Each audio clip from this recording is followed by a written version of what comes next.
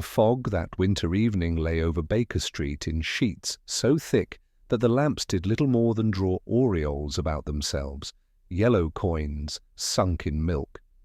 Within the rooms at 221B, a brisk coal fire set a nimble light to the glass retorts upon the mantel where Sherlock Holmes had erected, as he sometimes did, in his idle hours, a small chemical republic whose laws were known to him alone. He had flung himself, long, spare, and hawk-like, into the corner of the settee and held his violin in an attitude that promised music once the bow found nerve to follow the thought. It did not. The bell downstairs jangled with the nervous insistence of one who is either in haste or in fear. A quick tread upon the stair, Mrs. Hudson's remonstrance, and then Inspector Lestrade burst in with his hat crushed flat in his fist and his moustaches wet with fog. "Holmes! I am blamed if ever I have seen its like. A gentleman, respectable, well-appointed, found frozen to death in Northumberland Heath. Frozen, I say, and the snow about him as smooth as a billiard cloth, not a mark of violence, not a track to or from the spot, none, mind you, save for the prints of the constable who discovered him at dawn." Holmes's eyes, which a moment before had been steeped in some inward tune, sharpened as if a lens had been slipped before them. "Frozen to death in London," he murmured. "We are not Greenlanders, Lestrade." "Nevertheless, Mr. Holmes," the face purpled, the limbs stiff as seasoned oak, a fine frost upon the lashes, and his watch stopped between 2 and 3 in the morning. "I have taken the liberty—" He drew from the inner recess of his coat a folded telegram and thrust it into my Watson's hand. I noted at once the familiar clipped style of that official wire we had come to associate with the Yard. "Urgent matter at Northumberland Heath. Stop. Gentleman found frozen to death under inexplicable circumstances. Stop. No marks of violence, yet suspicion of foul play. Stop. Snow around body undisturbed. Stop. Lestrade requests your immediate presence. Stop. Holmes slipped the violin aside without a sound. "You say a gentleman. Describe him." "Name as yet unknown. Well-dressed, sober colours, country tailoring with a London finish, linen clean, no card case, no initials upon his handkerchief, one curious trinket." Lestrade produced a small wrapped parcel from his pocket. Within the paper lay a silver locket, oval and plain, its hinge worn with use. He offered it first to Holmes, who waved it my way with the faintest motion. I opened it. Behind the mica window lay a pressed white flower, delicate, 3 drooping tepals, and 3 marked with the faintest green at the tips. Even shriveled by time, it retained a certain virginal charm. "A snowdrop," I said. Lestrade grimaced.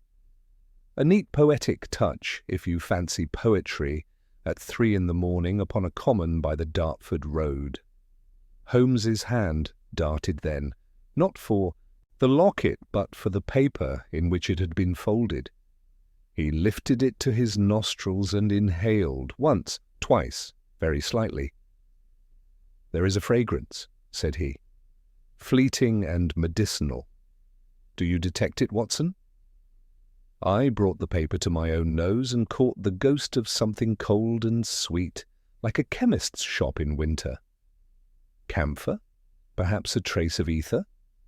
Closer to the former, I think, but not pure. It is an admixture. His eyes returned to the locket. "And no portrait inside, only the flower." "Nothing else on him?" said I. "A sovereign or 2, some silver, a watch of Birmingham make, and this."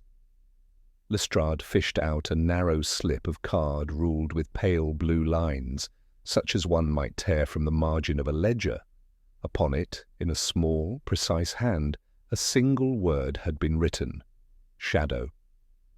"The fragment of a longer note," said Holmes quietly, "torn at the dash. Curious choice to preserve the end rather than the beginning." He leaned back, steepling his fingers beneath his chin. Where precisely? A little to the south of Northumberland Heath, in a dip near the hedgerows where the lane opens to a small common. There's a copse of blackthorn there, and a half-frozen pond. He lay on the lee side of the hedge with the snow neat as a coverlet. "And the snowdrops?" Holmes asked, nodding at the locket. Lestrade blinked. "Snowdrops? There is nothing blooming there in January that I saw, unless one counts frost." Holmes's mouth twitched, not with amusement, but with attention. "January and frost!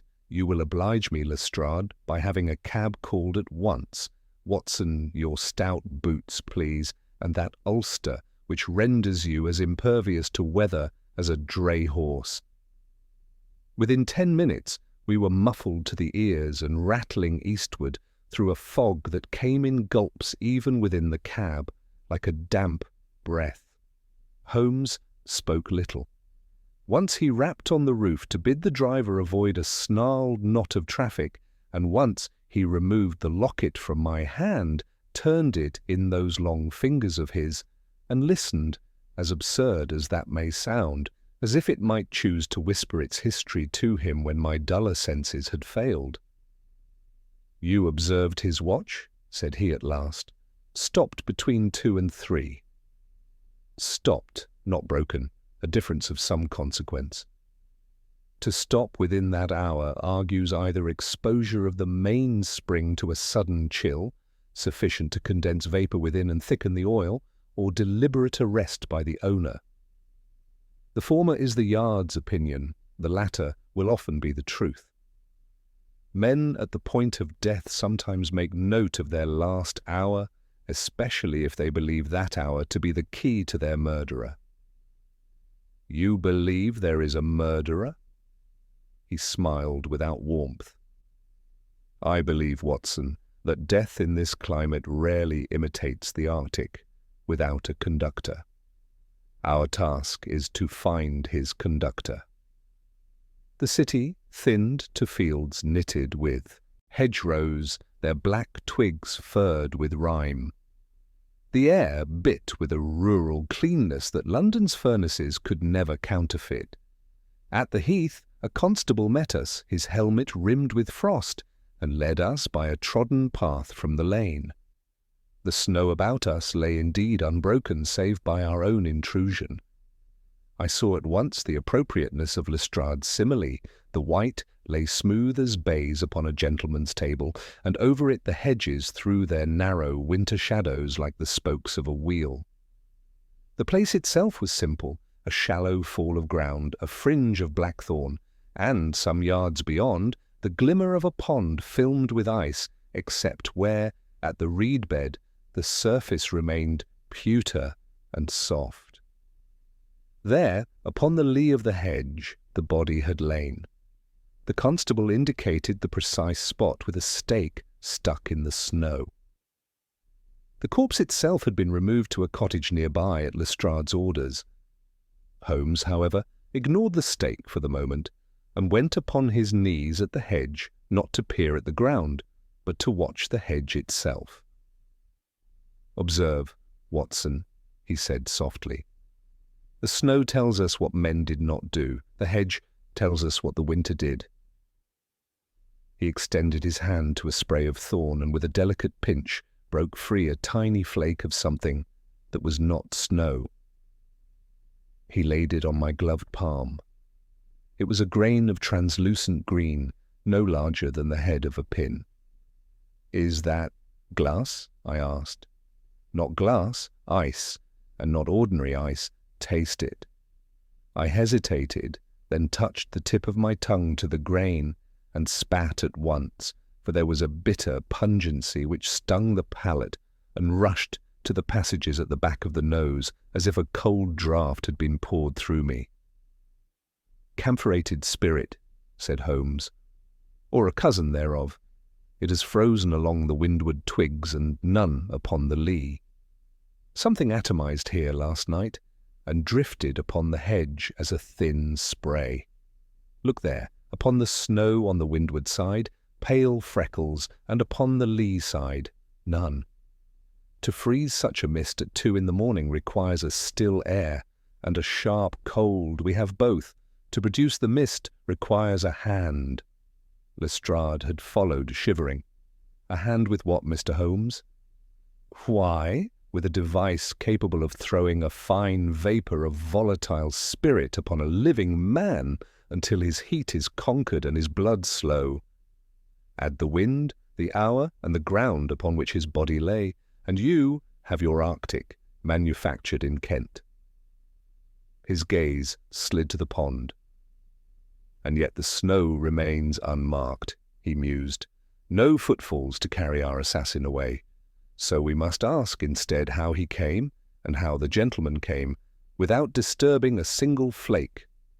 Lestrade opened his mouth, shut it, and scowled at the horizon, as if a confession might rise from it like the sun. Holmes drifted from us then, light as a wader moving through reeds, and traced a line between the hedge and the pond, his eyes upon the uniform blankness. Twice he paused, bent, and touched the snow with the back of his glove, as one might test a fever. The second time he smiled, thinly.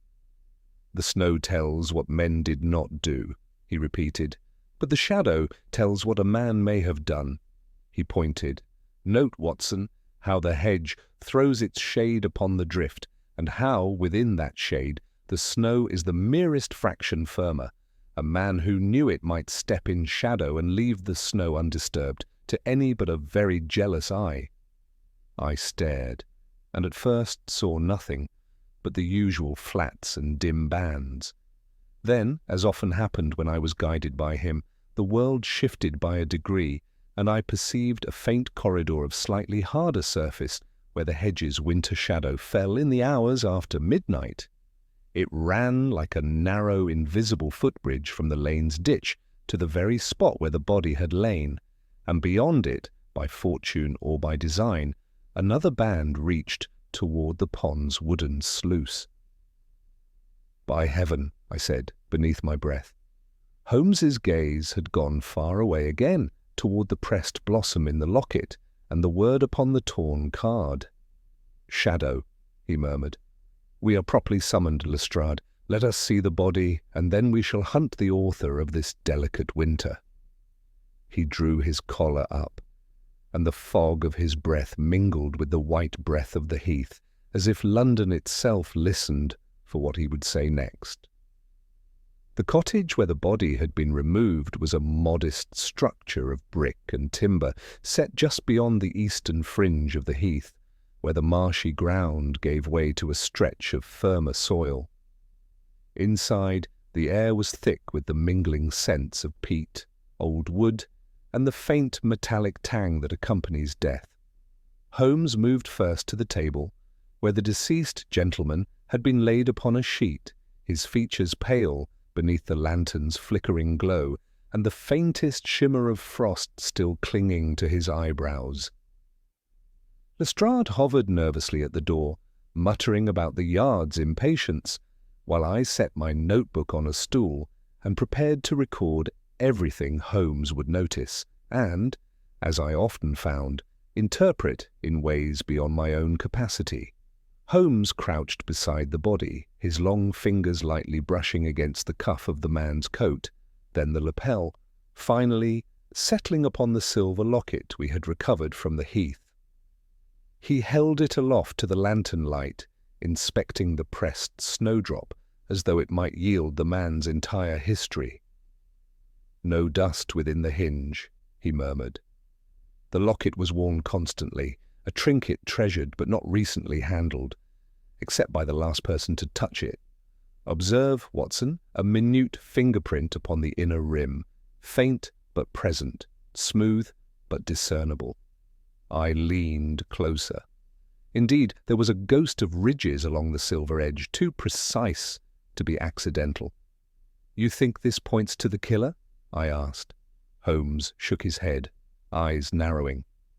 Not the killer, necessarily, but to the hand that arranged the scene.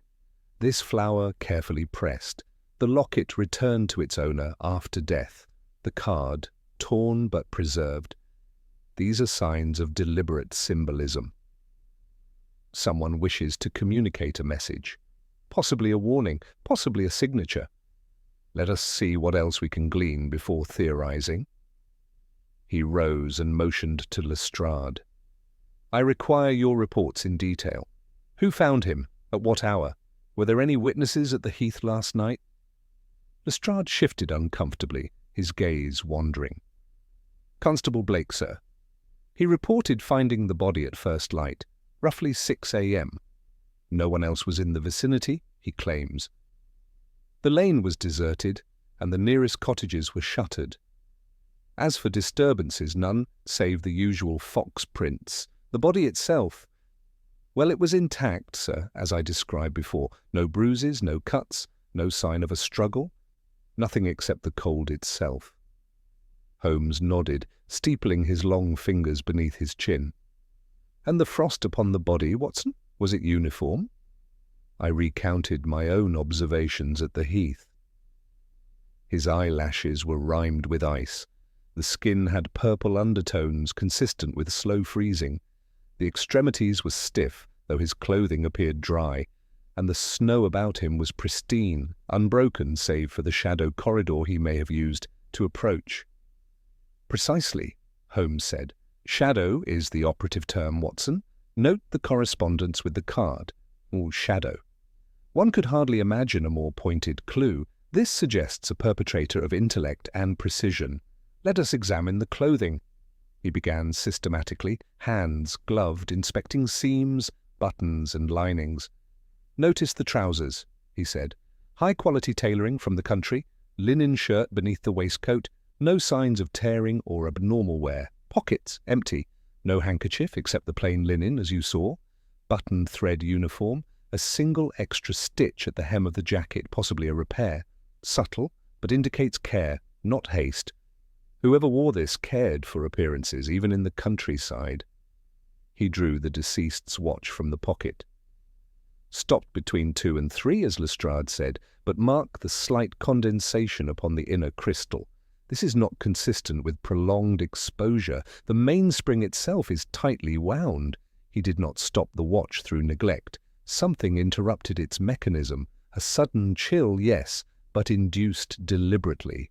One can produce such a freeze artificially using camphor or similar vapors, as we saw at the Heath.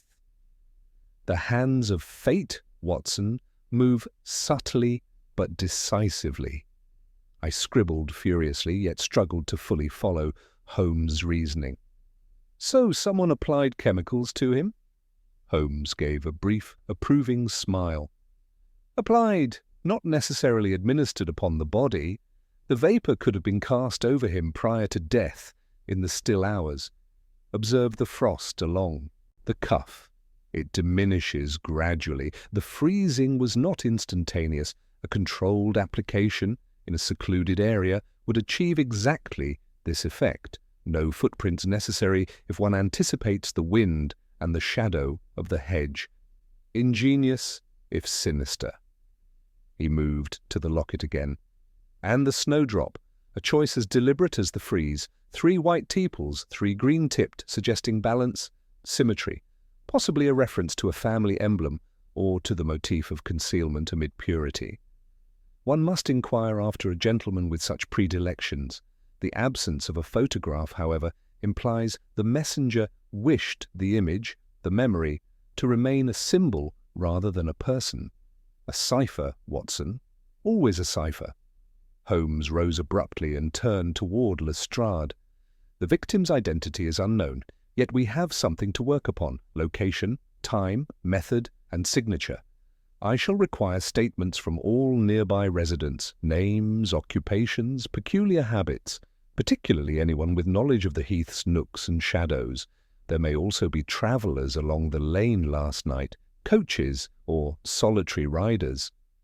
Lestrade scratched his moustache. I'll send for them at once, sir. But may I ask, what is your sense? Are we dealing with a murderer of opportunity or a man who plots with exactness? Holmes gave a faint, sardonic smile. Opportunity has its place, Lestrade, but no, this was calculated. Every element deliberate, even the absence of disturbance speaks to premeditation. Consider, to apply a freezing agent in a rural lane in winter at the precise hour that ensures minimal witnesses, and to return an emblematic locket, all done with a lightness that leaves no trace. Only a mind accustomed to foresight and precision could orchestrate such a tableau. Observe, Watson, how the frozen heath itself became a silent accomplice. I followed his gaze to the window, toward the blank white of the heath beyond. There, in the dim lantern light of the cottage, the snow glistened without interruption. He continued, pacing now, long, quick strides across the narrow floor. This man, whoever he was, did not act alone in leaving his symbol. The locket, the flower, the card, they point not only to death but to communication. I am curious as to who might understand this message. Lestrade, do you see anyone likely to comprehend it without prompting? Lestrade shrugged. A family member, perhaps?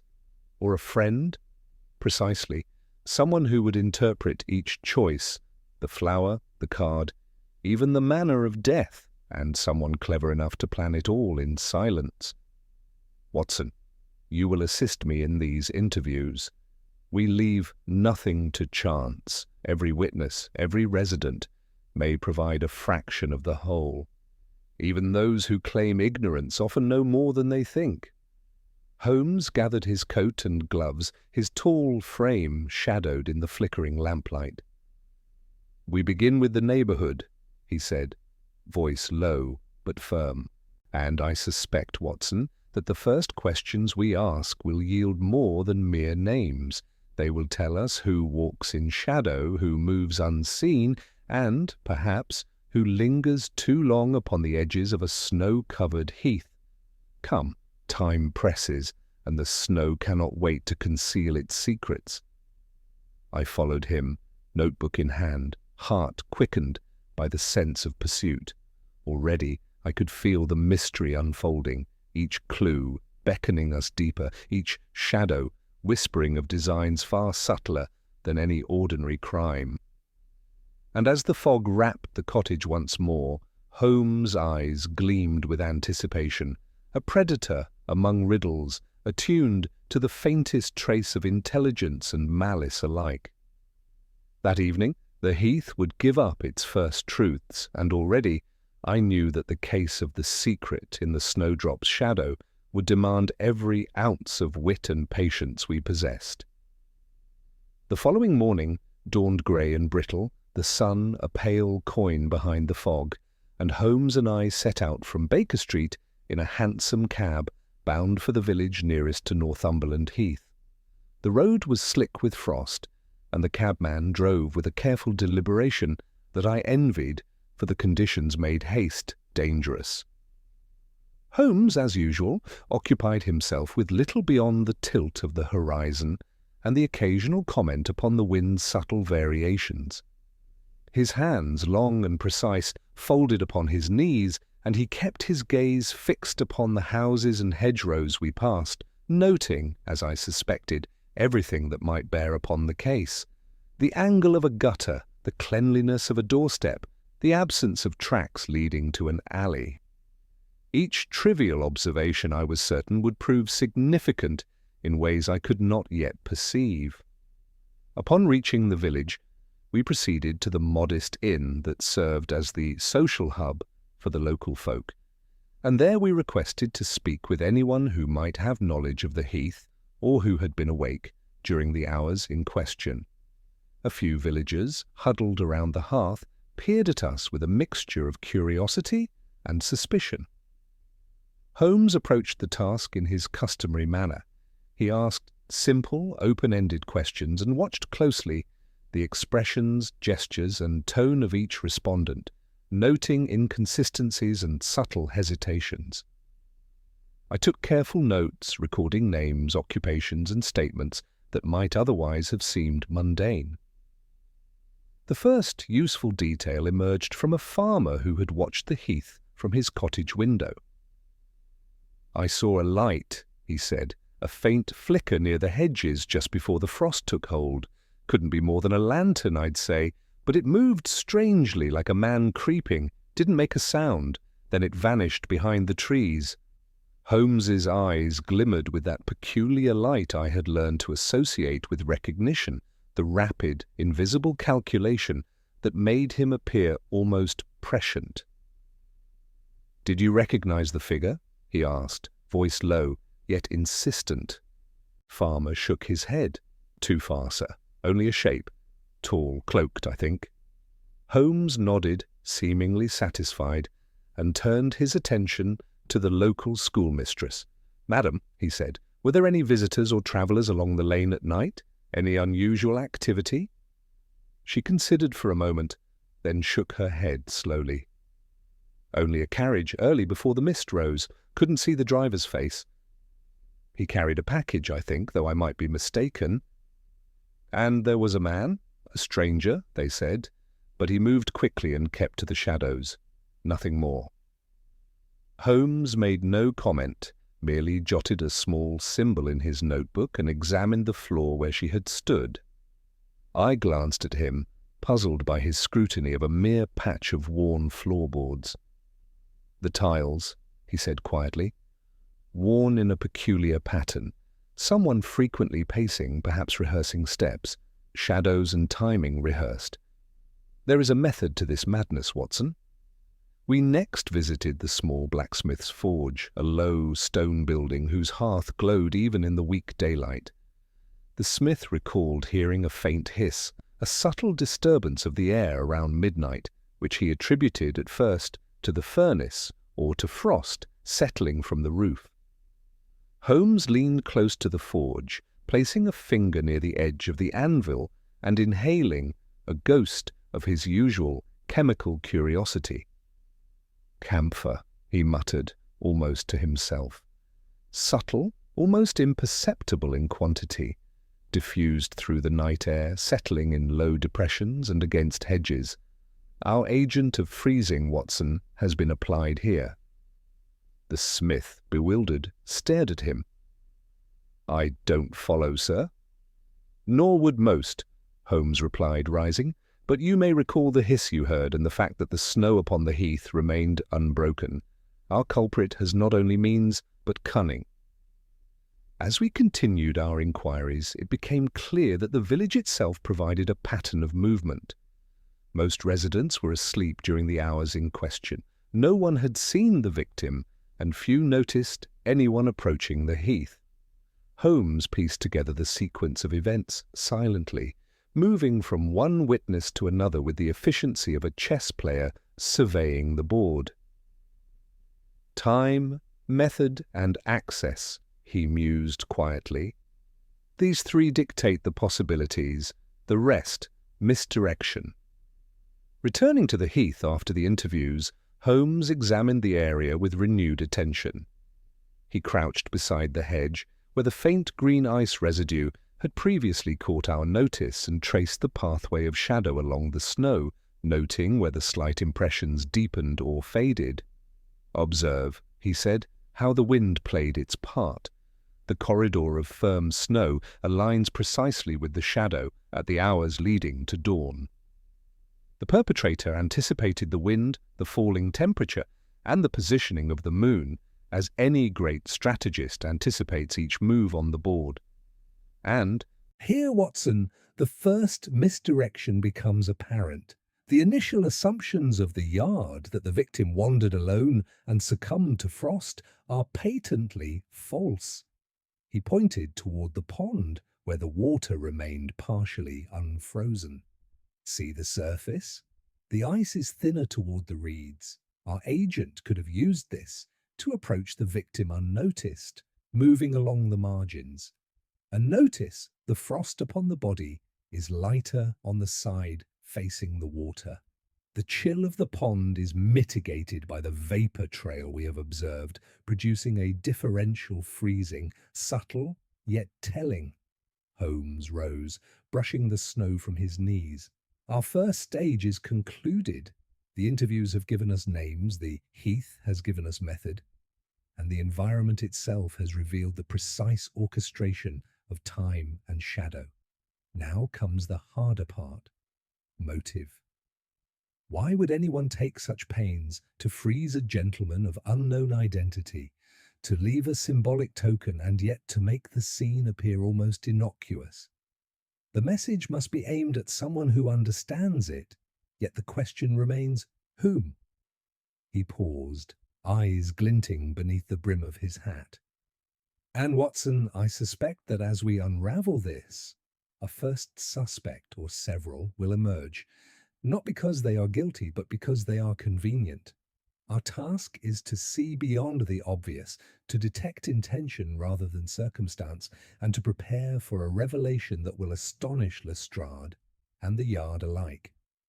The shadow is both literal and figurative, Watson, and in that shadow lies the first secret, which we shall pursue without hesitation. I followed him in silence, marveling as always at the way he extracted significance from what to me seemed trivial, and yet could not help feeling the thrill of anticipation. The heath, the village, the faintest trace of chemical residue, all converged into a puzzle that demanded the mind of Sherlock Holmes. We retraced our steps along the corridor of shadow, measuring distances, examining windward and leeward edges, and I could see him calculating times and temperatures with a precision that made ordinary deduction seem crude. Somewhere within this frozen tableau, the first clue that would unravel the mystery was concealed, and I knew that we were standing at the very edge of discovery, awaiting only the next move of the mind that had set such an intricate stage. Holmes and I returned to the cottage at dusk, our boots heavy with snow, and our minds alive with conjecture. Lestrade awaited us, standing stiffly by the hearth, his face drawn in that expression which alternated between pride in official dignity and reluctant dependence on Holmes's superior judgment.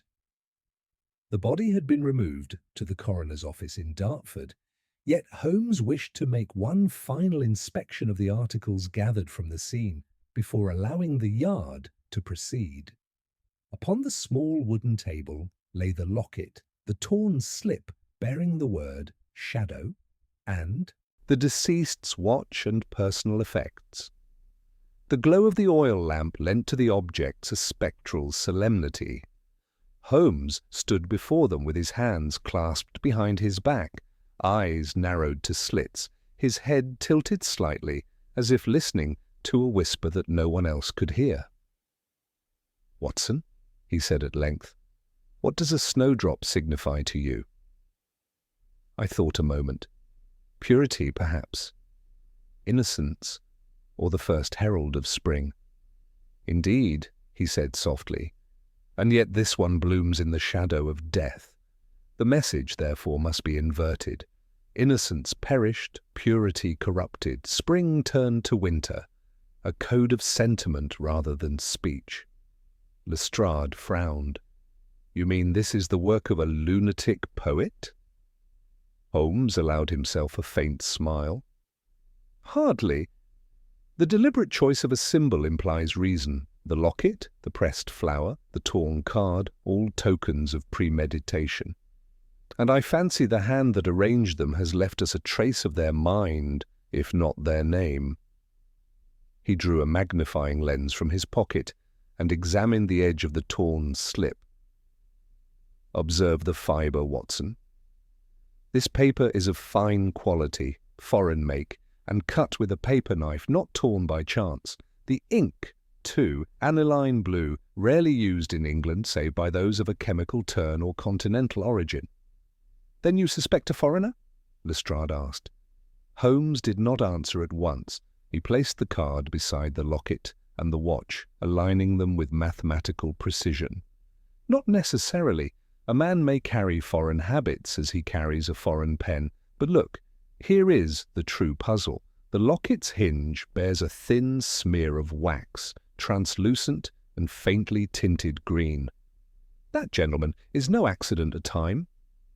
He turned toward the fire, warming the locket gently until the wax softened, revealing a tiny indentation, scarcely visible to the naked eye.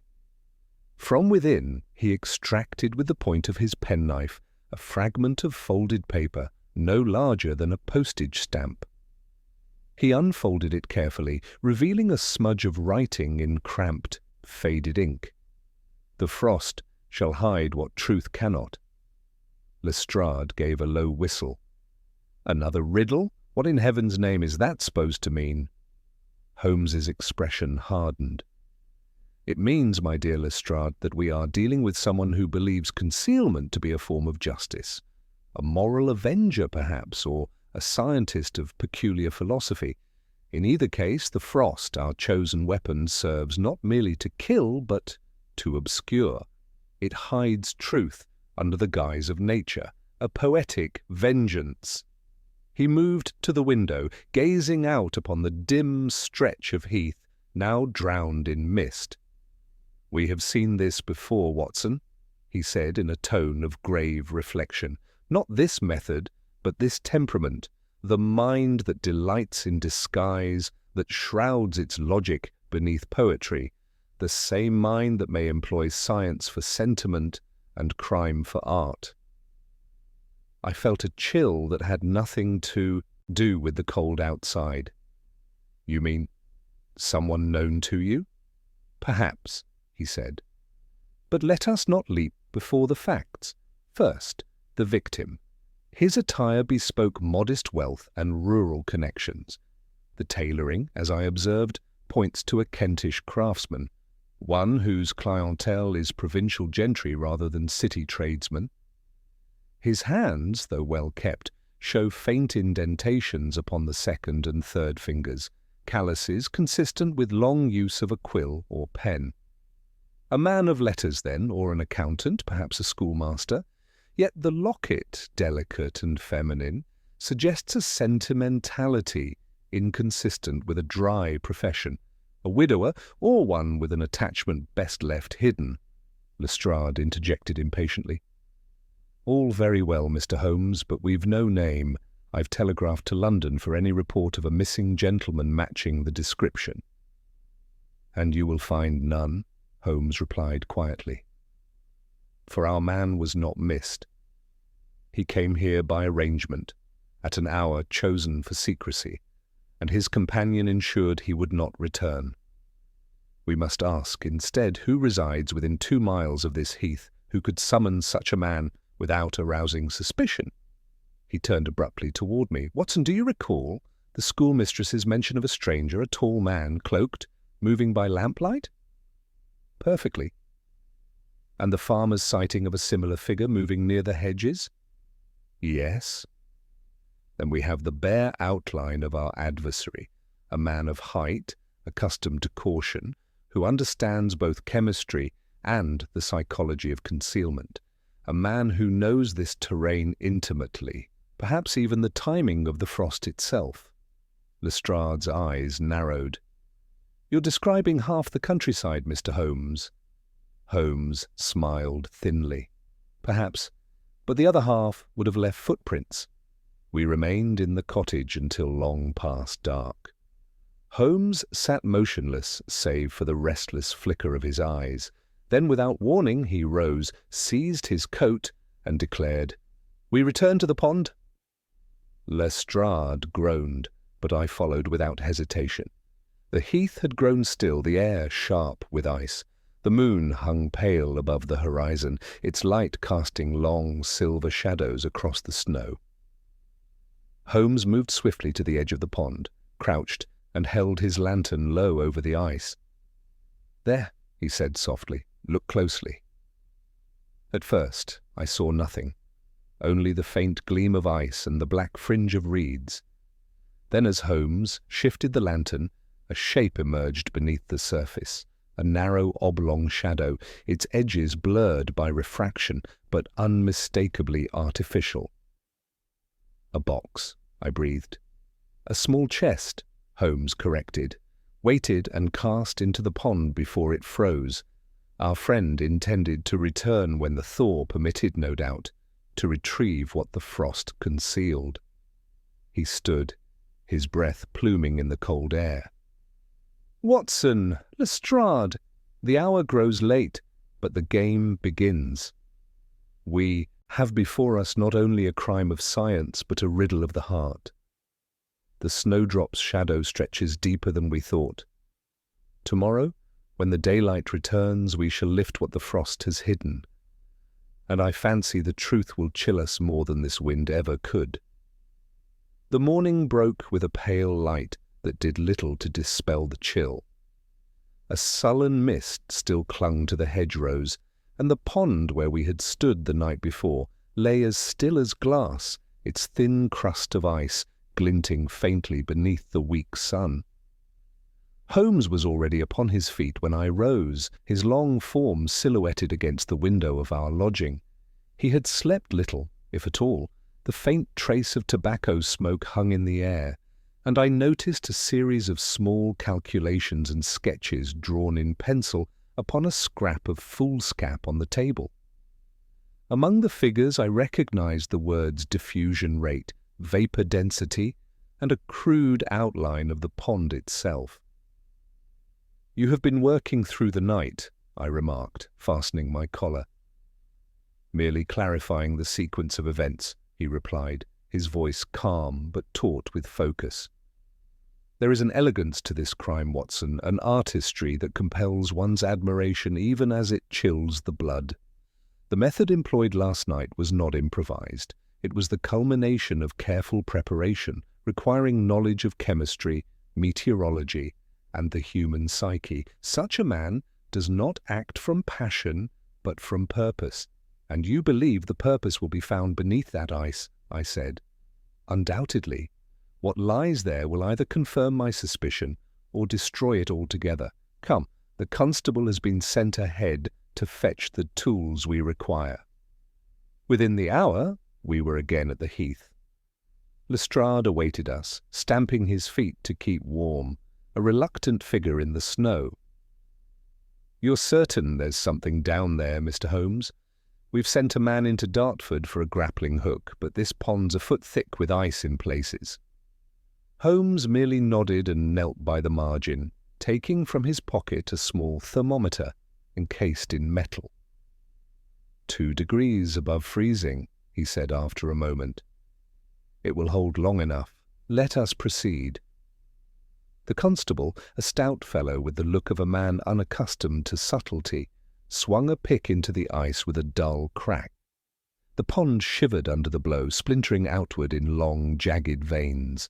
A second strike widened the opening, and at last, with a groan, a section gave way, sending up a plume of grey water. Holmes crouched immediately, extending a hooked rod of his own design, something I had seen him use once before in a case involving a drowned will in Sussex. He lowered it carefully into the dark water, manoeuvring it with the precision of a surgeon. Minutes passed. The silence was broken only by the faint creak of ice and Lestrade's impatient sighs. Then the hook caught. Holmes's eyes gleamed. Slowly, deliberately, he drew it upward, the water rippling as a small wooden box emerged from the depths, its lid bound with rusted iron. The constable hauled it onto the snow, and Holmes brushed away the clinging frost. It was an unassuming chest of oak, no larger than a gentleman's writing case, but heavy, waterlogged, and stained dark by long exposure. Holmes examined the lock, a simple latch, corroded and yielding easily to his penknife. He lifted the lid. Inside, wrapped in oilskin, lay several objects, a folded sheaf of papers, a leather-bound notebook, and a small glass vial sealed with wax. Holmes's expression hardened as he took them out one by one, handling them with care. "The notebook first," he murmured, wiping away the dampness. The pages were written in a firm, elegant hand, continental by the slant of the letters, and bore the heading, "Experiments in Induced Cryogenesis, Private Record of Dr. F." Lestrade peered over his shoulder. "A doctor, then, one of your scientific murderers, eh?" Holmes ignored the comment and turned several pages, his gaze darting rapidly across the text. "Remarkable," he whispered. "This man records not only the chemical composition of his freezing agent, but the moral reasoning behind its use. Listen, Watson. The cold purifies. It arrests corruption in both flesh and truth. Only through stillness can one see clearly the false warmth of deceit. The tone is not that of a murderer, but of a zealot." He flipped further, his finger pausing on a later entry. "Ah, here, the mention of an experiment conducted near Dartford, with the participation of an associate now untrustworthy. The date corresponds precisely with last night's event." "Then the dead man," I began. "Was the associate," Holmes finished. "And the doctor, the orchestrator. The snowdrop in the locket may symbolize not innocence, but his own notion of purification. A grotesque perversion of sentimentality." Lestrade scowled. "Do we have a name for this doctor?" Holmes examined the inside cover of the notebook, where a name had been neatly inscribed in faded ink. "Dr. Emilian Forrester, London, and Leipzig." He gave a low whistle. "Forrester, yes, I recall the name. A chemist of some reputation a decade ago, expelled from the Royal Society for conducting unauthorized experiments on cryogenic suspension. It was said he sought to preserve life by freezing it, but he vanished before the full scandal broke. Then he's resurfaced," Lestrade said grimly, "and he's taken his work to murder." Holmes's eyes did not leave the notebook. "Murder, perhaps, but to him it is something else. Redemption through frost. He views death as a form of stasis, a correction rather than a crime. The locket and flower are not trophies, but emblems of his creed. This associate, our unfortunate gentleman, must have betrayed him or threatened exposure." He turned his attention to the sheaf of papers, scanning the first page. It contained sketches, tubes, nozzles, valves, and beneath them precise calculations. "Here lies the proof of the device used at the Heath," he said, "a vaporizing apparatus for dispersing a camphor-based freezing mist, ingenious and lethal." He laid the final object, the sealed glass vial, upon the snow. "Its contents," he murmured, "are likely the same substance. Handle it with care, Lestrade. Even the residue could numb the skin. We must have it analyzed in Baker Street." The inspector looked troubled. "Then what's our next move, Mr. Holmes?" Holmes's expression turned distant, his gaze fixed upon the empty expanse of the Heath. "We find Forrester. He cannot have gone far. The pond was his hiding place, not his refuge. He will linger, such men always do, to witness the effect of their artistry." He closed the box, his tone sharpening. "We shall pay a call on the nearest laboratory or workshop within 5 miles. The man requires apparatus, flasks, burners, distillers. Someone in this district has supplied him. Once we find who furnished him with his tools, we shall find the man himself." As we made our way back toward the village, the wind picked up, scattering snow in thin veils across the frozen path. I glanced at Holmes, who walked in silence, his eyes alive with calculation. "You think he will strike again?" I asked quietly. Holmes's answer was scarcely above a whisper. "If his philosophy demands it, Watson, he will not merely strike again, he will perfect his work." And as the wind howled across the Heath, I could not shake the feeling that we were no longer hunters, but being observed ourselves, from some shadow within the snowdrop's pale and perilous bloom. The village was half buried in snow when we returned that afternoon, and a curious hush had fallen over it, as though the world itself were holding its breath. The frost glittered along the roofs and window panes like a veil of crystal, and even the air seemed suspended between stillness and sound. Holmes walked ahead, his long stride purposeful, his gaze darting from one building to the next as though each facade might conceal the secret he sought.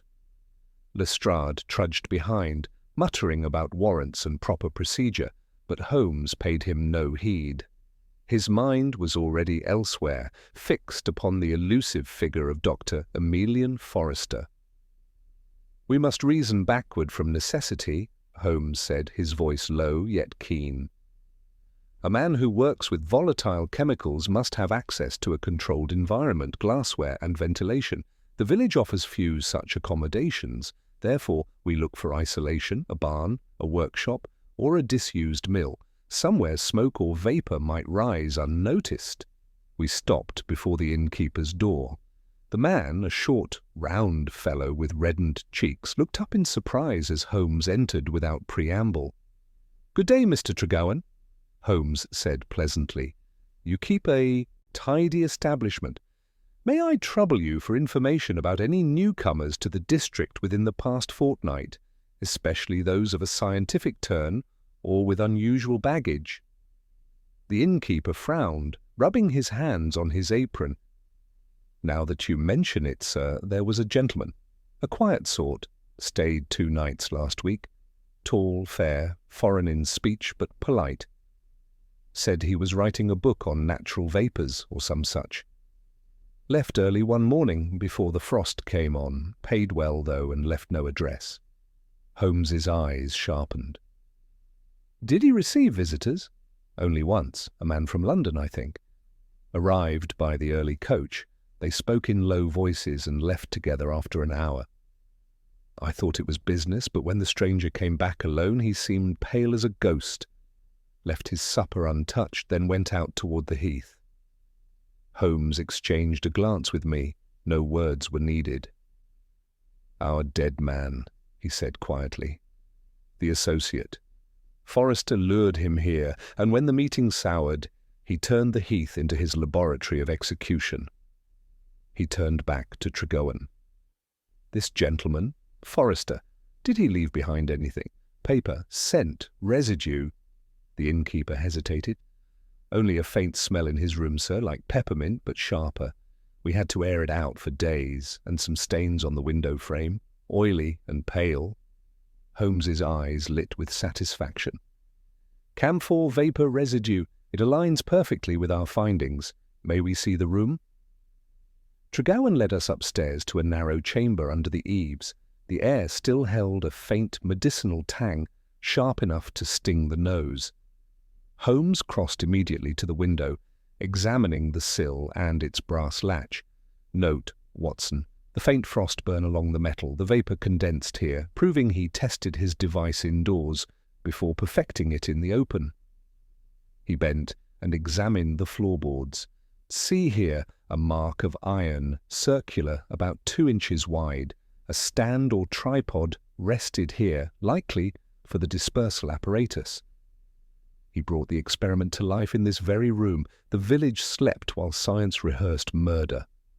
Lestrade, though clearly impressed, could not resist a grumble.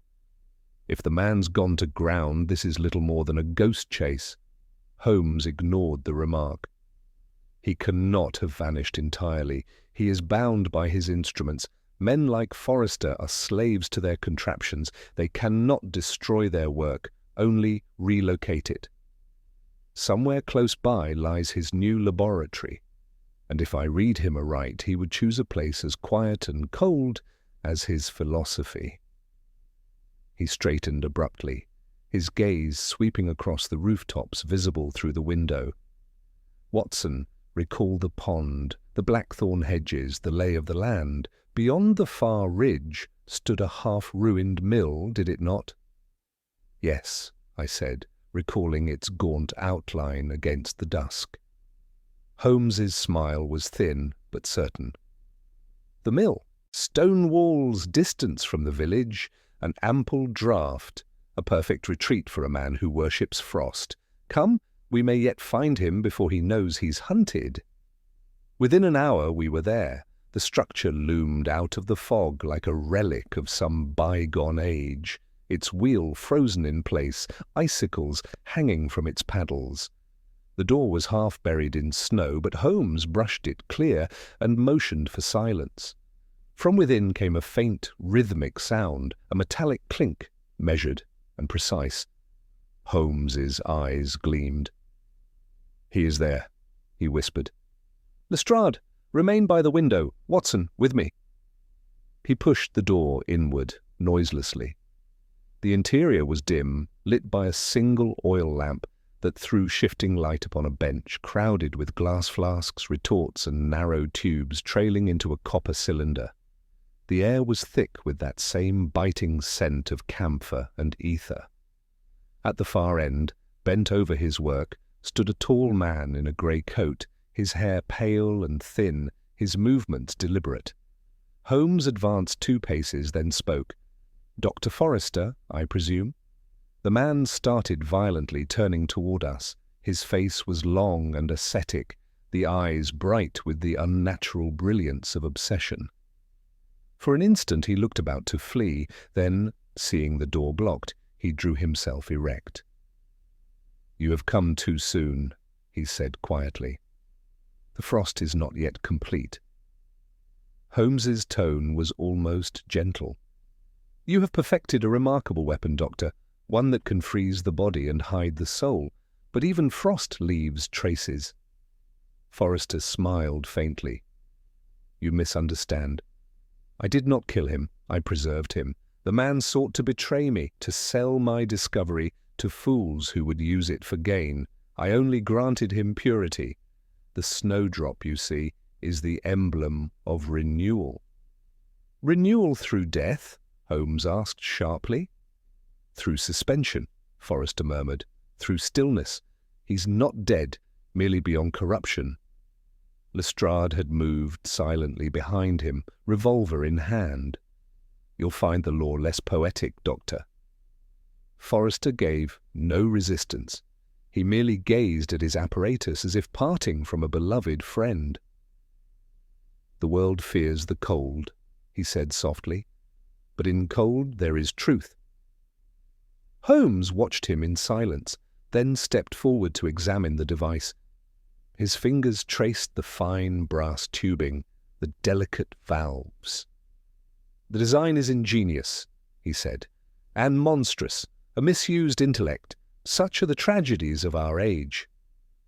As Lestrade led the doctor away, I caught the faintest expression on Holmes's face, not triumph, but melancholy.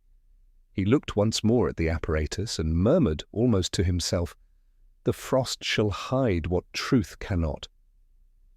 Outside, the snow began to fall again, fine and soundless. And though the case was drawing to its end, I could not shake the feeling that some unseen shadow still lingered among those silent fields where science and madness had met beneath the snowdrop's ghostly bloom. The arrest was made without struggle, yet there was in Forrester's bearing a composure that unsettled even Lestrade. He followed us from the mill through the frozen fields with measured steps, his face expressionless beneath the frost-grey light, as though he were walking toward some long-anticipated conclusion. Holmes said nothing. He merely kept pace a few yards behind, eyes never leaving the man's back. I could sense he was studying not merely a criminal but an intellect, a mirror, warped but recognizably kindred to his own. When we reached the constable's wagon at the edge of the heath, Forrester paused. "Mr. Holmes," he said quietly, "you pursue truth as I do. You warm it, I preserve it. Tell me, which is the greater mercy, to expose corruption or to halt it forever?" Holmes regarded him steadily. "The difference, Doctor, lies in consent. You take what is not yours to preserve." Forrester smiled faintly. "Perhaps you are right. Yet in time the world will thank the frost more than the fire." He stepped into the wagon without resistance. Lestrade barked an order, and the horses started forward, crunching through the snow until the sound faded into the mist. Holmes remained standing long after they had gone, his gloved hands clasped behind him. "You heard him, Watson," he said softly. There is no madness so complete as reason divorced from humanity. Back at the village, we secured Forrester's apparatus and notes for transport to London.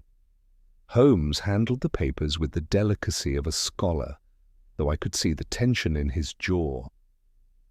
As we prepared to depart, the innkeeper hurried out, breath steaming. "Beg pardon, sir," he said to Holmes, "but I found this under the hearth when sweeping the gentleman's room. Thought it might belong to him." It was a letter, sealed but unsent, the paper faintly scented with camphor. Holmes broke the seal and read in silence while I watched his face change from curiosity to grim astonishment. He handed it to me. The letter, written in the same elegant hand as the notebook, was addressed to Miss Evelyn Harrow, Rosebank House, Surrey. It read, "I have perfected the process. Soon I shall demonstrate its purity. You will see that death is only the stillness before renewal." "Evelyn Harrow?" I repeated. "Do you know the name?" Holmes nodded slowly. "A widow. Her husband was an investor in scientific ventures before his death 3 years ago by drowning, if memory serves.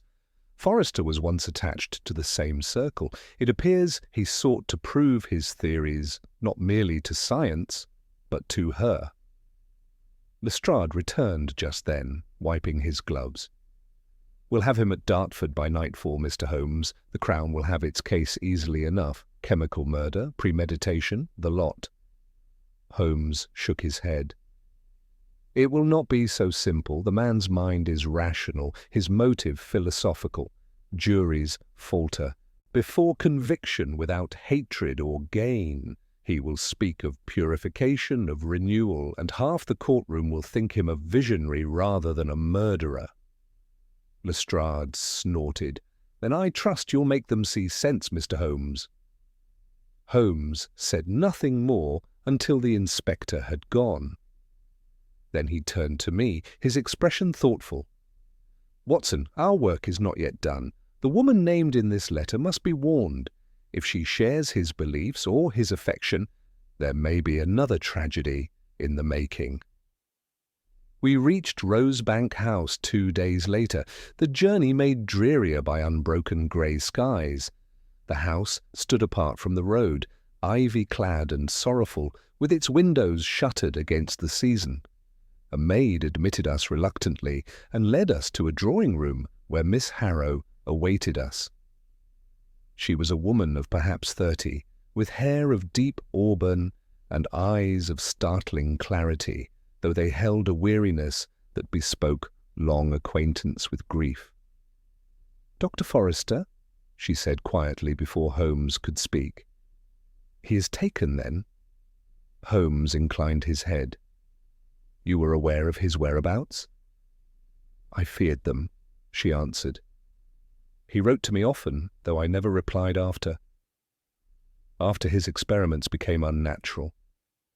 My late husband financed his research once. I thought it ended with his death, but Forrester would not accept failure. He believed that by freezing life he could halt decay itself. He said the frost could redeem what time had ruined." Her voice faltered. "I never imagined he would test it upon a man." Holmes regarded her keenly. "And yet he meant you to see his success. Did he ever speak of meeting you again?" She hesitated, then nodded. "A week ago I received a parcel, small, silver, wrapped in oilskin. It contained a snowdrop pressed within glass, and beneath it a note. 'The next will be for you, when the frost is ready.' I destroyed it at once." Holmes's eyes darkened. "Then the motive is more complex than we thought. His act upon the heath was not the culmination of his work, but the prelude. The associate's death was a proof of concept, a rehearsal for what he meant to bestow upon you." She paled visibly, clutching the arm of the chair.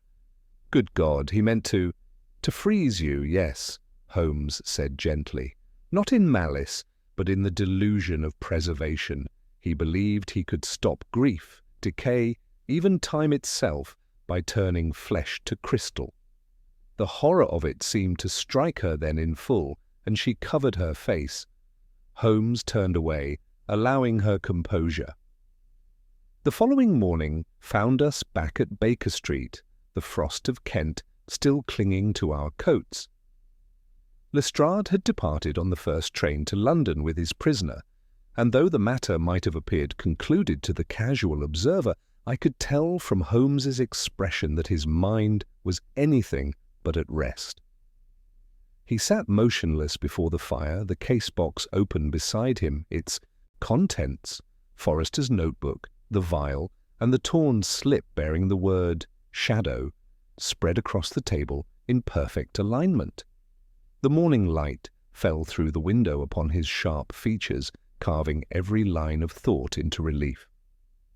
I poured 2 cups of coffee and placed one before him. "It is over, surely," I said. "The murderer confessed, the evidence is conclusive, and Lestrade has his triumph. What troubles you?" Holmes did not answer at once. He lifted the small glass vial between thumb and forefinger, holding it to the light. The faint shimmer of the chemical within seemed almost alive, pulsing faintly like breath upon a mirror. "Watson," he said finally, "I have never trusted confessions that arrive too easily.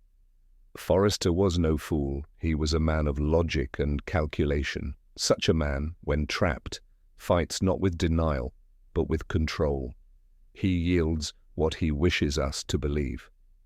"You think he deceived us?" "I think he orchestrated the scene as carefully as his experiments. You recall his words, 'The frost is not yet complete.' That is not the utterance of a man resigned to his fate. It is the declaration of one whose design extends beyond his capture." I leaned forward, puzzled. "But he's in custody, Holmes. The Yard will ensure his confinement." Holmes smiled faintly. "Confinement, yes, but his work, his philosophy, was never about his own liberty. It was about continuity. He viewed his process as purification, not destruction. What if he ensured its survival before we arrived?" He reached for Forrester's notebook, turning to a page near the end, where the handwriting grew jagged and feverish. "Here, listen. The principle endures beyond the vessel that conceives it. The disciple shall carry the frost to the next threshold." Do you see, Watson? A disciple. He was not alone. I felt a cold unease settle over me. "You mean there is another, someone who helped him?" "Precisely. Every operation of this scale requires assistance. The apparatus, the transport of chemicals, the concealment of materials, all beyond one man's capacity. Forrester was a visionary, not a labourer. The question becomes, who among the village or his acquaintances served him, knowingly or not?" He rose abruptly, pacing before the fire. The Snowdrop motif, purity through frost. We assumed it was his alone. But suppose it was emblematic of a society, a circle of adherents to his creed. That word, shadow, may refer to more than concealment. It may denote a counterpart, another who acts unseen. I began to protest, but Holmes silenced me with a raised hand. "You will recall, Watson, that Forrester remained composed upon arrest. Too composed. He spoke of renewal, of truth preserved through stillness. Such language is the language of legacy. He expected the frost to continue its work without him." At that moment Mrs. Hudson entered, holding a telegram upon a tray. "Just arrived, sir. Marked urgent from Inspector Lestrade." Holmes tore it open. His eyes scanned the page swiftly, and for the first time that morning his expression hardened. "As I feared," he murmured. "Forrester is dead." "Dead?" I exclaimed. "How?" "Apparent heart failure, though the physician notes a strange pallor upon the skin and frost about the lips. Within the cell itself—" A silence fell between us. The ticking of the mantel clock seemed unnaturally loud. Holmes read further, then passed the telegram to me. "The temperature in the cell was ordinary," he said. yet the body exhibited the same signs as the man upon the heath. Forrester died by his own method, though deprived of his instruments, which means he left a contingency, a mechanism or an accomplice to ensure the frost completed its work. I stared at him in disbelief. Then even in confinement, his experiment continued, Holmes finished quietly, and his disciple executed the final act. He turned back to the table, gathering the papers with methodical precision. "Watson, we must return to Dartford at once. The truth lies not in Forrester's mind, but in the circle around him. His laboratory was a stage. Someone else pulled the curtain closed." Within 2 hours we were aboard the train, the rhythmic clatter beneath us echoing the urgency of our thoughts. Holmes sat opposite me, silent and inward, his eyes half shut. At length he spoke. "There is one person, Watson, who lingered too near the heart of this matter yet escaped scrutiny, the innkeeper's maid. You recall, she aired the doctor's room after he departed and complained of the odour." "Yes," I said. "A nervous young woman. She seemed harmless enough." "Harmless, perhaps, but she had access to his belongings and sufficient intelligence to follow simple instructions. Forrester would have chosen someone impressionable, someone to revere his intellect without understanding his purpose. She may have served as messenger, perhaps even as custodian of whatever he left behind." We reached Dartford by late afternoon. Lestrade met us at the station, his manner flustered and his complexion pale. "I never saw the like of it, Mr. Holmes," he said as we climbed into a waiting cab. "Locked door, no sign of entry, and yet the frost upon him was thick as if he'd lain in snow. The constable swears he heard nothing." Holmes leaned forward. "Was anything found upon his person?" "A small metal capsule," Lestrade replied, "the size of a thimble, lodged in his waistcoat pocket. It had burst, gave off a queer smell, sharp as spirits." "Ah," Holmes murmured, eyes glittering. "His final safeguard, a self-triggering vial releasing the same compound he used in his experiments. He ensured his silence could never be broken." Lestrade shuddered. "Then that's the end of it, thank heaven!" Holmes shook his head slowly. "No, Inspector. This was but the conclusion of the first act. Forrester's frost has claimed 2 victims, the associate and himself, but somewhere a third hand still stirs the vapour. The frost, as he said, is not yet complete." The cab turned into the narrow lane leading toward the jail. A thin mist drifted from the river, curling like breath along the cobbles. Holmes watched it intently, his voice little more than a whisper. "We pursue not a man now, Watson, but an idea, and ideas, when clothed in devotion, are more dangerous than any weapon."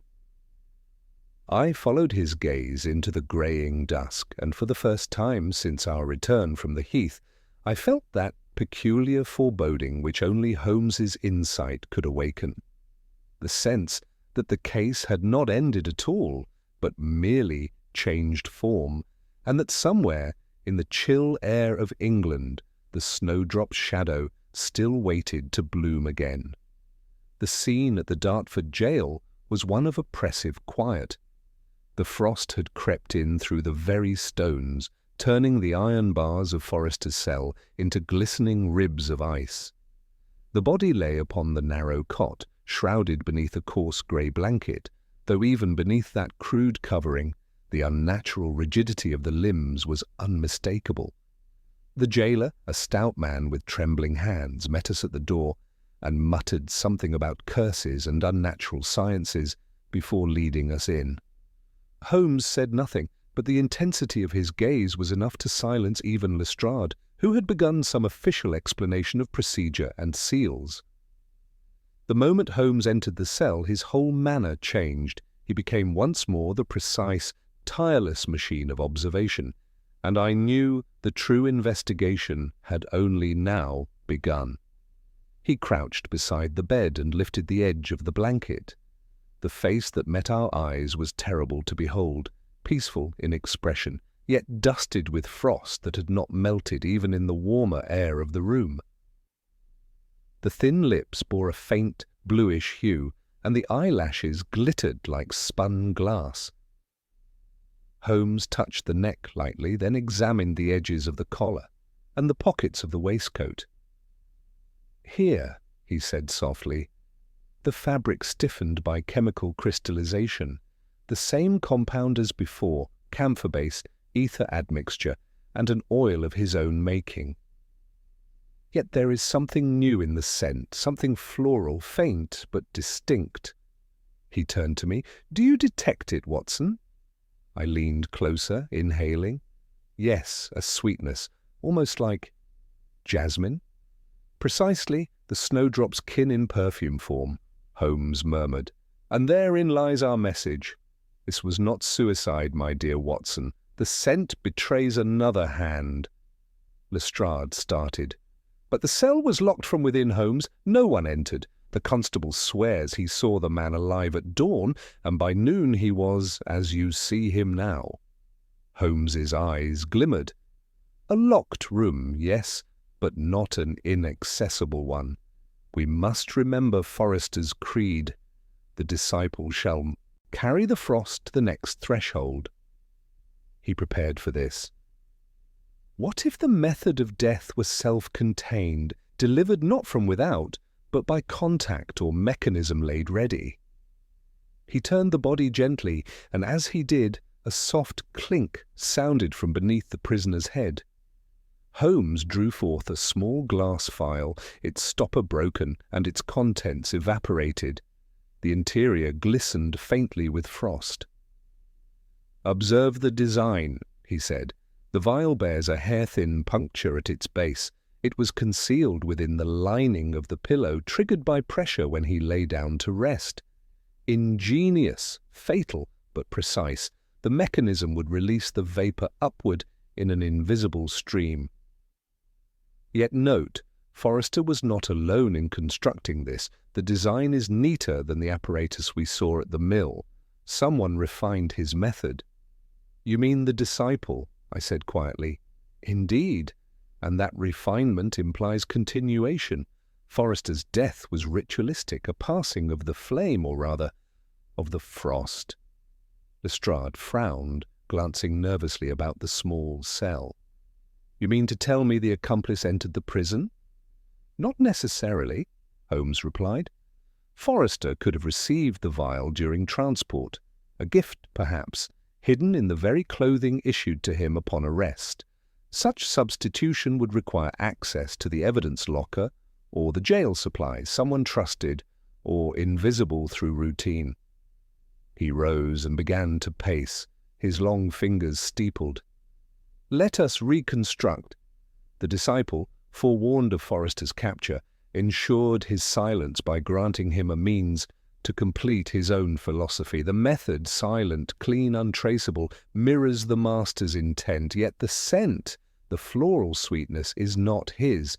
It marks the disciple's identity, or perhaps her vanity." I started at the pronoun. "Her?" Holmes smiled faintly. "Consider, Watson, the symmetry of the symbol, the snowdrop, a flower of purity, rebirth, and devotion. Such symbolism often appeals more to the feminine temperament. And recall the innkeeper's maid, the one who aired the doctor's room, who alone handled his instruments and linens. She complained of the odour, but displayed no fear. To one accustomed to the scent, the vapours would not alarm. She had proximity, access, and the naivete to believe herself guardian of his truth." Lestrade's brow darkened. "Then she killed him?" Holmes shook his head. "Not from malice. From reverence. To disciples, obedience is virtue. She likely believed she was freeing him, completing his work." He turned to the jailer. "Where is she now?" The man hesitated. "She was here this morning, sir. Brought breakfast for the constables and the physician. Said she was from the inn, lending help to the cook. Left before the body was found." Holmes's eyes blazed. Then she carries with her the last piece of the frost. Come, Lestrade, no time to lose. The net must close before she vanishes into the fog. Within minutes we were in pursuit, the carriage wheels cutting through the slush as we made our way toward the village. The wind had risen, carrying fine needles of snow that stung the skin. Holmes leaned forward, his gaze fixed on the road ahead. "The train to London leaves at 4, he said. "If she intends to escape, that is her window. Yet she will not flee for fear of justice. She will flee to continue Forrester's design." His notes spoke of perfection, Watson. Perfection demands completion. As we neared the station, Holmes signalled the driver to halt short of the platform. Through the swirl of snow, we saw her, a slight figure in a dark shawl, clutching a small satchel to her breast. She glanced about nervously, her eyes red from weeping, but her movements purposeful. Holmes stepped down silently, his coat flaring like a dark wing behind him. He approached her with surprising gentleness. "Miss Eliza," he said softly, "there is no need to run. Dr. Forrester's work is finished." She turned sharply, eyes wide with shock. You know my name?" Holmes inclined his head. "I know that you aided him out of loyalty, not wickedness, but the frost he cherished brings only death. You carry the final vial in that bag. Do not let his madness claim another soul." Her trembling hands clutched the satchel tighter. "He said the world was sick, that only stillness could cure it. He said I was chosen to keep it pure." Holmes's voice softened further. "Chosen to destroy yourself, you mean? Look about you, child. The snowdrop blooms and dies in a day. It is not purity, but impermanence. Let me take it." For a long moment, the wind howled between them. Then, with a sob, she opened the bag and drew out a single vial, identical to the one found in the cell. Holmes stepped forward, taking it carefully with gloved hands, sealing it in his case. Lestrade hurried up, his breath steaming. "Well, that's the end of it, thank heaven." Holmes gazed at the girl with grave compassion. "No, Inspector, not the end. Only the close of one chapter. Forrester is gone, but his idea lingers, cold, patient, waiting for another mind to give it shape. Ideas, like frost, can form again wherever the air grows still enough." As the snow thickened around us, the train whistle sounded in the distance, long and mournful. Holmes turned away, the shadow of thought still clouding his face, and I knew that though the case was nearly done, its chill would haunt him, and me, for many winters to come. Holmes did not allow Lestrade to march the girl directly to the jail. Instead, with the inspector's grudging consent, we conveyed her to Baker Street, where the warm glow of the hearth and Mrs. Hudson's quiet ministrations did more to unfreeze her composure than any harsh inquiry could have accomplished.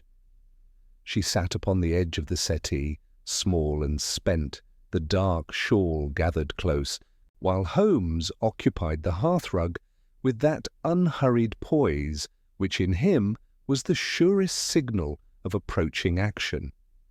He had already secured the recovered vial in his chemical cabinet and spread upon the table the familiar triad of our problem: the locket with its pressed snowdrop, the torn slip inscribed "Car Shadow," and Forrester's fevered notebook. "Eliza," Holmes began, with that gentleness which I had seen disarm more obstinate natures than hers, "you have nothing to fear from truth. You carried messages for the doctor. To whom were they delivered?" Her eyes rose, wavered, and settled upon the locket as if seeking absolution in its pale emblem. "He called him the patron, sir. A gentleman from London. I never heard his proper name, only the initial S. The letters came on fine blue paper with a foreign smell, like the doctor's room after he worked." Holmes inclined his head. "You kept one wrapper, or a fragment of one." She flushed. then reached into the lining of her shawl and produced a small square of stiff paper, creased and faintly scented. Holmes took it with gloved fingers, and I saw at once the peculiarity. Along the lower edge, the ghost of a printer's mark in German type, Shadow and Sohn Holborn. The right-hand corner had been neatly trimmed, leaving only the terminal Shadow. Holmes's eyes brightened with a rare flash. "So our Shadow is no metaphysical flourish, Watson, but a stationer. Shadow and Son, importers of continental papers and inks. Our torn slip is no message at all, but the tale of a wrapper. And the aniline blue is explained." Eliza's hands twisted upon her lap. "The patron sent moneys too, sir. The doctor said his work would be safe with such a man." "Safe from discovery," Holmes returned dryly. "Not safe from consequence." He glanced to Lestrade. "You will post a man at the Holborn shop within the hour, quietly, no blustering. Meanwhile, I shall compose a small advertisement and a smaller note." He sat at his desk and, in 3 lines, accomplished what the Yard's finest could not in 3 days. The advertisement, to appear at once in the evening paper, announced "Recovered. Articles of scientific interest belonging to Dr. E. F. Apply Shadow and Sohn Holborn with proof of claim." The note, folded and addressed in a feminine hand loaned by Mrs. Hudson, was placed in Eliza's keeping with a clear instruction. She was to carry it to Shadow's and leave it with the proprietor as from the same hand as before, saying only that the doctor's caston, his box, was found, and that the claim must be made at dusk. Lestrade blustered, bristled, and then, caught by Holmes's eye, subsided into reluctant agreement. By 4 o'clock we were in Holborn, a current of clerks and carriages washing round us in the blue dusk. Shadow and Sohn proved to be a narrow shop, squeezed like a book between 2 larger concerns, its windows a display of papers and quills of such quality as to tempt any man who took pride in the niceties of writing. Within, the air held the faint pharmacy of resins and dyes. A small, bald gentleman with pince-nez bowed over the counter. Holmes, transformed by a German accent as natural to him as air, became at once a travelling agent in the import trade. Papers were admired, ink sampled, compliments exchanged, and in the midst of it Eliza performed her part, laid the note upon the counter, whispered her line, and withdrew to the street with Mrs. Hudson, whom Holmes had, with equal quietness, engaged as escort and shield. "The fish will not bite in a thronged river," Holmes murmured, watching from the angle of a stationery case. "He will first send a minnow." We did not wait long. A thin clerk arrived within the quarter hour, took up the note with the air of one who touches something sacred and dangerous, and effaced himself as if by evaporation. Holmes's eyebrow rose. "A relay! Our patron protects himself by degrees. Very well. We match each degree with one of our own." We shadowed the clerk through the press of Holborn into the quieter tributaries about Gray's Inn. Twice he paused to consult the diminutive Bradshaw from his pocket, and twice altered his course by alleys so artless as to be contrived. At last he entered a sober doorway in a row of chambers, leaving no mark but the faintest tremor of the knocker. Holmes drew me into the shelter of a recessed porch, and whispered, "Observe the brass plate. A. Morley, solicitor. Our zealot required more than money, he required respectability. A solicitor's chambers are the perfect conduit for parcels that must not be asked after." We had not done reading the polished name when the door opened again and the clerk reappeared, lighter by one envelope. Holmes did not follow him. His gaze had gone past to a carriage drawing up with the silence of good springs and fresh oil. From it descended a gentleman of perhaps 50, tall, spare, and exact in dress, whose hat brim gloves, and umbrella ferrule were all of a piece with the meticulousness of his person. His face, clean-shaven and clear, was of that English cast which takes respect for granted and seldom loses it. He spoke a word to the driver and mounted the steps. "Now, we have him," Holmes breathed, and that little vibration in his tone told me the trap had sprung, in his mind, if not yet upon the pavement. Augustine Morley himself will not hazard his position. He receives, for another. The S upon the letters was no initial of a name, but of a firm, Shadow. The patron's hand is behind the hand that writes. Lestrade tugged at Holmes's sleeve. "Shall we go in and have him out, then?" Holmes's eyes did not leave the door. "To what end? To hear denial and be shown out for want of proof?" "No, Inspector. We require him to claim property that binds him to Forrester. We make him place his fingers upon the frost." He glanced at me. "Watson, recall the oak box from the pond and the sheaf of drafts for the freezing apparatus. Only one leaf was missing, the concluding page of terms. Forrester wrote, 'The principle endures beyond the vessel. The disciple shall carry the frost.' What if there was a second conclusion, commercial, not mystical, an assignment of rights in the invention, witnessed by the solicitor who now houses our patron's correspondence?" "And if he has already destroyed it?" I asked. Holmes smiled without mirth. "A man like Morley does not destroy a hold over a genius. He files it." Dusk drained into night. Gas jets bloomed like tame stars along the row. At 6:15, the door opened once more. Morley emerged with a sealed envelope of that same foreign paper and turned toward Holborn. Holmes's hand brushed my sleeve, the lightest possible signal, and we slipped from our shadow to take up our places. Lestrade ahead, moving to meet him, Holmes at his shoulder, and I a pace behind, ready to fill whatever gap fortune tore. Morley saw us too late. His step faltered, his umbrella twitched, the smallest betrayal of a steady man. "Mr. Morley," Holmes said pleasantly, "you come from Shadow and Soane by way of your chambers.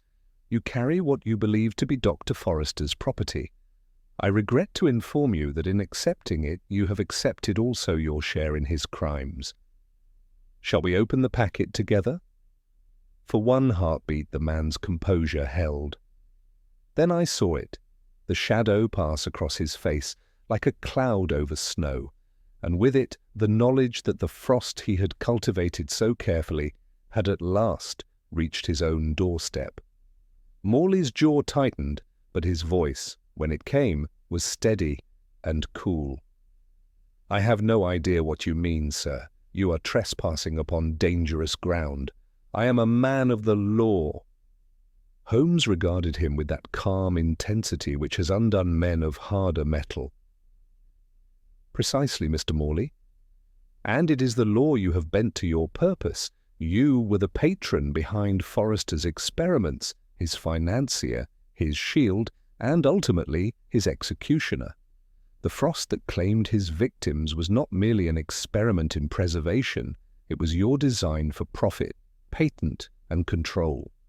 The law's instruments and Forrester's intellect, each at your disposal." A flicker of defiance crossed the solicitor's face. "If I did advance funds to an inventor, what crime is there in commerce?" Holmes's eyes gleamed. "None, unless commerce is conducted in corpses." He reached into his coat and produced the folded advertisement page from the Evening News. "Your greed compelled you to answer this notice. You sought to recover the plans from Shadow's shop, believing Forrester's disciple still obedient to you. What you did not foresee was that she would come to me first, and that her message was bait." Morley's lips thinned. "You have no proof?" Holmes smiled faintly. "On the contrary, your own envelope will suffice." He nodded to Lestrade, who stepped forward and slit it open with his penknife. Inside were not the papers Morley had hoped for, but a single sheet bearing the doctor's signature, and below it a second in Morley's own hand, notarized and dated, "I, Augustine Morley, of Gray's Inn, London, do hereby hold exclusive rights to the apparatus of Dr. Emilian Forrester, under the understanding that all further applications shall remain under my financial and legal discretion." Lestrade's eyes widened. Good Lord, it's his confession written by his own pen. Holmes inclined his head. Forgery would have been safer, but vanity prefers a flourish. You could not resist ensuring your name appeared alongside his, even in infamy. For a long moment, Morley stood motionless, the lamplight reflecting coldly off his immaculate collar. Then, with the smallest tremor of his hand, he released the envelope and let it fall to the pavement. "You cannot prove I ordered a murder," he said hoarsely. "No," Holmes replied quietly. "Forrester did that himself when he wrote of a patron who demanded haste, secrecy, and silence. And when that silence was threatened, you arranged his end. The vial in his cell, delivered by your messenger from the jail supply depot, was your final legal clause, the termination of a contract inconvenient to your reputation. A perfect transaction, Mr. Morley, save for one oversight. You forgot that frost melts under scrutiny." Morley's resistance collapsed with a weary sigh. He glanced once around the street, as though measuring the darkness for escape, then bowed his head. "You are thorough, Mr. Holmes, too thorough for this world." Lestrade's hand closed upon his arm. "And thorough enough for Scotland Yard." The carriage that bore the disgraced solicitor away vanished into the swirling fog, leaving behind only the echo of hooves upon the stones. Holmes stood a moment longer, watching, his breath mingling with the faint vapour rising from the street lamps. Then, without a word, he turned toward me, and we began the slow walk back toward Baker Street. The night had grown still again, the kind of silence that London seldom grants, and the snow fell in soft spirals around us. I ventured at last to speak. "You knew from the beginning that Forrester was not the true mind behind the crime." Holmes shook his head. "Not at the beginning.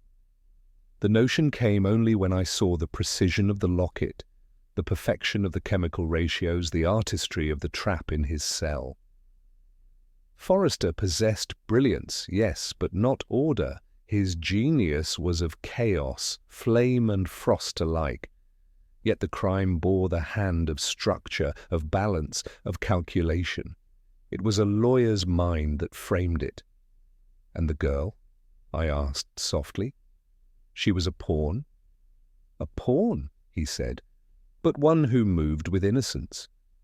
She believed herself serving truth. When ignorance joins hands with intellect, Watson, the result is often fatal." He glanced upward. "The snowdrop, the symbol of purity, used to conceal corruption. There is poetry in that if one's heart can bear it." We reached the familiar door of 221B. Mrs. Hudson met us with tea and a relieved exclamation that neither of us heard. Holmes removed his coat, his face unreadable, and seated himself by the fire. The flames cast strange shapes upon the walls, and for a while neither of us spoke. At last I said, "You seem troubled, Holmes. The case is finished, the culprit's caught. What remains?" He leaned back, steepling his fingers beneath his chin. "Only reflection, Watson. We chase men through the streets and call it justice. But sometimes, in their fall, we glimpse the mirror of the age. Forrester sought purity through science. Morley sought power through law. Each found in the other the justification to proceed without conscience. Between them lay a philosophy more dangerous than either, a belief that reason alone absolves cruelty. It is well they are ended." The fire crackled softly. Outside, the snow fell thicker, wrapping the city in a stillness that seemed almost kind. Holmes's eyes lingered on the hearth, where the last embers glowed faintly white. "Do you see, Watson?" he murmured. "Even fire turns to frost when it burns long enough." I made no reply. The clock struck midnight, and somewhere beyond the curtained window, a church bell answered. In that moment, the entire case seemed to close like a book, the snowdrop pressed forever between its pages. And as I looked upon my friend, his profile cut against the flickering light, I thought how fitting it was that Sherlock Holmes, who lived to pierce all illusions, should find his victory not in triumph, but in quiet understanding. The frost outside thickened, the wind sighed along Baker Street, and the last glow of the fire faded to ash, its warmth surrendered to the cold purity of the night.